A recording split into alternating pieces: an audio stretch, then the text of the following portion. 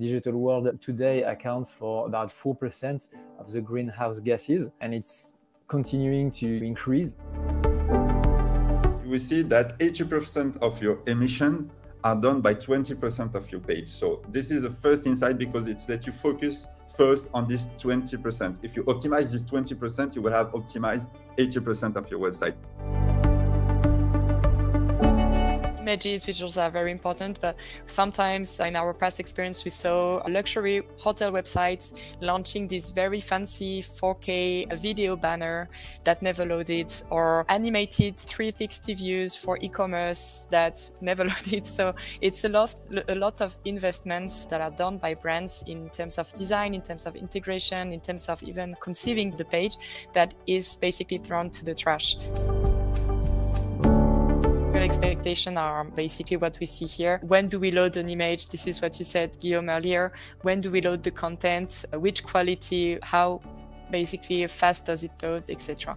So this all is very important for the users and for Google, so we should take care of it.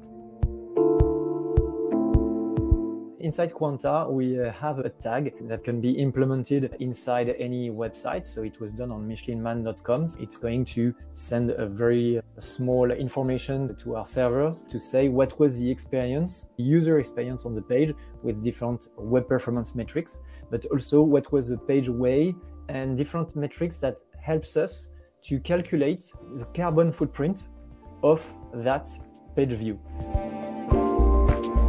Without impacting the visual quality, you can do a lot in terms of weight reduction. The end result was really impressive. So we had a division by 5 on the page weight because the images shrink, the image size really shrinked a lot. And we had a reduction by 4 of the carbon footprint of the page. Improving one metric like web performance metrics is really helping, also reducing carbon footprint on the other hand. So helping one will definitely help the other.